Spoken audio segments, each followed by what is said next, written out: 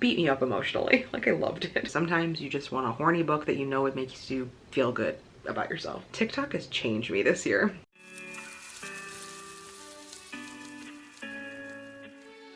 Welcome back to my channel. I realized today that I realize this every month. I haven't done a wrap up in a really long time, and I have still been reading despite saying that I haven't been reading a lot. The last time I actually like did a wrap up for you was in March, so probably April. I had my March reads be my last wrap up. I'm not going to talk about every single book, and then if it's one that I really don't want to talk too much about, not at length about, I will just have the rating here starting right from the top. We're going to zip through a lot of these ones, but I read The Way of the House Husband Volume 4. I then read Beowulf, A New Translation, which is by Maria Devana Headley, well, translated by, and this was supposed to be part of a huge Beowulf video that a lot of you were really excited about, and unfortunately reading this, it fulfilled rather the need that I had for rereading Beowulf, and so I just never continued reading those, which is really sad. I then buddy read The Project by Courtney Summers with Sarah. The Lamb Will Slaughter the Lion by Margaret Kildrow is my next read, and I did have a vlog on this one.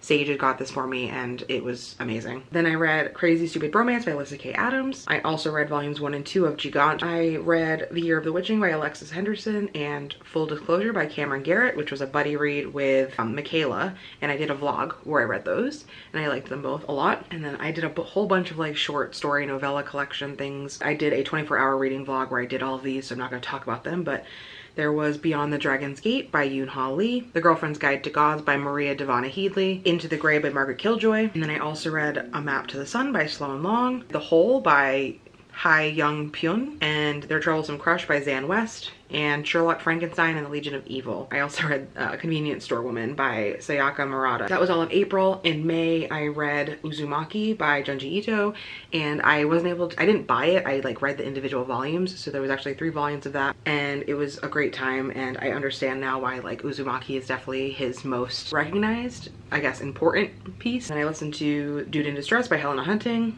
I finally finished Mexican Gothic by Silvia Moreno Garcia. It was really slow paced and reminded me a lot of Southern Book Club's Guide to Slaying Vampires. If you liked that tone and that like pacing, I think you would really like this one. Then I listened to an audiobook arc of Lost in the Neverwoods by Aidan Thomas, and I was not a fan of that. I buddy read Future Tense Fiction, which was a near, it was kind of like present tense, apocalyptic at times, and like a lot, oh my god, I forget the name for it. Not contemporary sci-fi. There's a certain name, and if I know the name of what I'm thinking of right now for a genre, I'll include it. But I buddy read this with Sage, and I had a great time finding new authors in here that I really enjoyed. And it really was what got me interested more in reading some anthologies. I also read Take a Hint, Danny Brown by Talia Hibbert. Then On the Way Down to New York, in my New York vlog, I didn't really talk about it, but I read Near the Bone by Christina Henry. It was not what I expected. And then I did another vlog that has become very popular so far, and that is Dick Fight Island and Mask Volume 1 for both of them.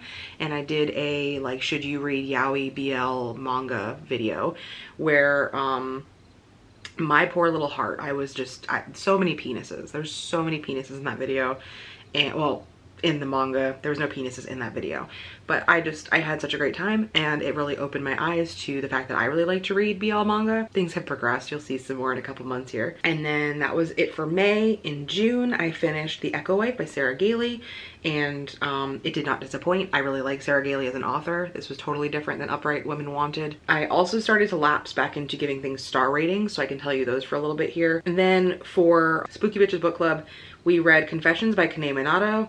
I did not have a great time. It was very slow, and honestly, if it wasn't for the book club, I would not have finished it. I read Once and Future Volume 1. I also read another short story anthology, which was Kink.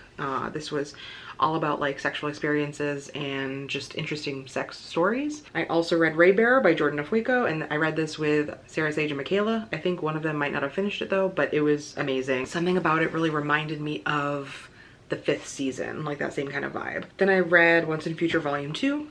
I also reread Hooking Up and Shacking Up by Helena Hunting, because sometimes you just want a horny book that you know would make you feel good about yourself. I also read Sawkill Girls by Claire Legrand, and I read this on a recommendation from my darling Michelle, and I really liked it a lot. And then the first of many horny manga reads was 4th Generation Head, Tatsuyuki Oyamato, and I read this and I didn't realize it was technically a spin-off of another series, which I tried to read later. And the cover is just amazing. TikTok has changed me this year. And then one of my Patreon book club picks was In the Quick by Kate Hope Day.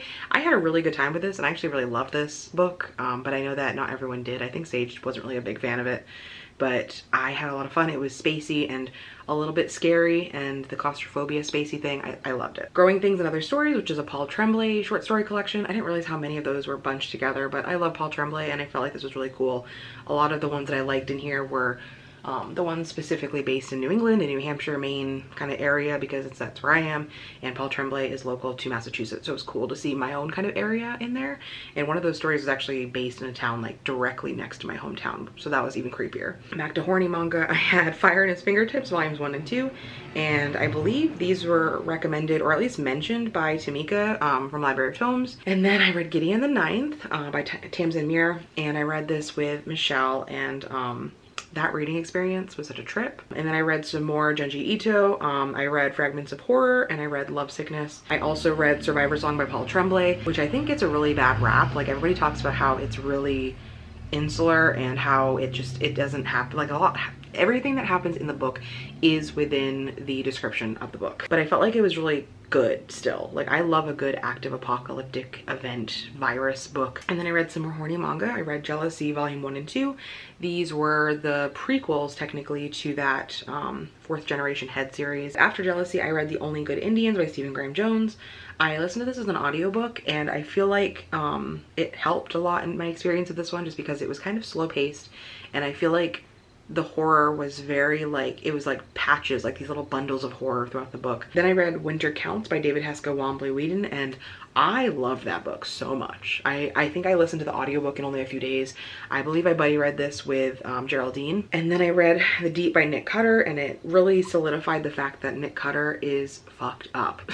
He is a fucked up author. This book, very similar to The Troop in the body horror elements, but I really, the concept of like this underwater, like stuck in an underwater facility horror, that specific genre of horror is really intriguing to me, and so I really loved this one, even though it was fucked up. And then starting in August, oh my god, we're finally in August, I buddy read The Barrel Will Send What It May with Sarah. I also listened to the audiobook of Secret Santa, which is kind of out of nowhere. It was just also honestly like a really short audiobook that I was able to acquire from the library. And then I read The Magic Fish. I read this for Sage's Patreon pick that month. I thought it was really sweet. And then I also read Harrow the Ninth by Tamsin Muir with Michelle again, and it was really good. To be honest, the majority of that book I just kept complaining to Michelle about not knowing what the fuck was going on. It was still really great once you figure out what's going on, but I just, they really like kept you on the hook for so long with that fucking book. It was so frustrating. And then this time, horny short-ish book. Not really, it's just a horny book. This is Lydia Brooks Crave Manor by Catherine Moon. I buddy read this with Wheezy, and she had said that it was one of her like favorite like monster fucking kind of books, and it was a great time. It had like polyam rep, it was reverse harem technically, and there was monsters, and it was a little kinky, and it was beautiful.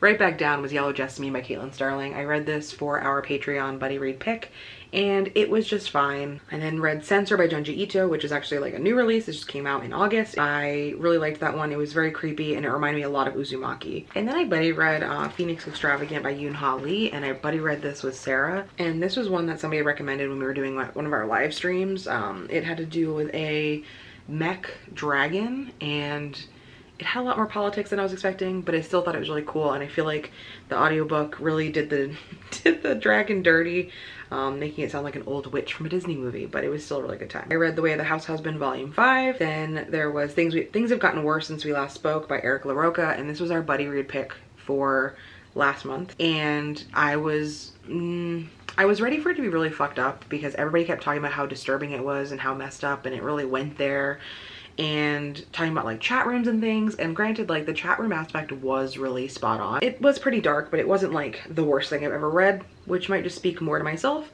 And there was also some really unexpected body horror shit that happened in the end, which I wasn't a fan of. Then I read Happiness Volume 1, and it was just okay. I also read Feed by Aveda Weiss, which was another one that Wheezy had recommended highly, and it was It was steamy. It was great. And then I read Middle Game by Shauna Maguire. Finally, I've had this book for a long time. It's been on my TBR for a long time. And I loved it. What do I say? I also love that, like, right when I finished it, a sequel was announced. So, and then I read Isn't It Bromantic by Alyssa K. Adams. This is the 4th book, I think, in the Bromance Book Club series. And this one was one of my favorite side characters that I really didn't expect to get their own book. We just find out that he was in an arranged marriage with his wife. And then I read a few more horny mangas that were going to be part of a video, and then I decided against it. I decided that it really wasn't worth doing one of those like clickbaity, should you read yaoi. But I read Coyote Volume 1 and Secret XXX, and I loved both of them dearly. Secret XXX was one of the sweetest things ever. It was like these two guys who are working at a bunny store, like a legitimate like rabbits. They're selling rabbits, and it's just so sweet. I also listened to The Heart Principle by Helen Huang. Honestly, I feel like with every one of those books, I relate more and more to our main character, and it's opening a lot of things up for me. I also read another few horny mangas in here. I read Syrup, a Yuri Anthology, Volume 1, and I didn't really like it. I also read Cast Heaven, Volume 1. Also very weird. Like, the smut in this one was fine, but I feel like the story was missing a lot of elements, and I feel like it didn't really line up. And then I also read Zom 100 Volume 1. This was great. I actually really liked this a lot, and it was fun and zombies and apocalyptic, and go check it out, please. I also read Act Your Age, Eve Brown. I really liked this one a lot. I really liked the bed and breakfast aspect, and I really liked how open these two characters were with each other, and how bratty and fucking like rude as hell these characters were. Like, I love that. Beat me up emotionally. Like, I loved it. And then the last one I read, which wasn't really that great, Sally Thorne's Second First Impressions, which is their newest one. And our main character was religious. I get it, but I feel like the religious part could have been taken out. Like, she could have just been like a homebody. She didn't necessarily need to be like a religious homebody. Those are all the books that I read for the past few months. I'm going to try at the end of October to do a legitimate wrap up, so you're not having to get this weird abbreviated version, and hopefully I won't be sitting in my bed next time. Thank you so much for watching. If you made it this far in the video, let me know which book that I talked about you liked the most, or if you'd like, you can just leave me a smiley face down in the comments, and I will see you in the next video. Bye. Baby, something about you makes me feel like crazy, dumb and lazy about you. Makes me check out on my phone.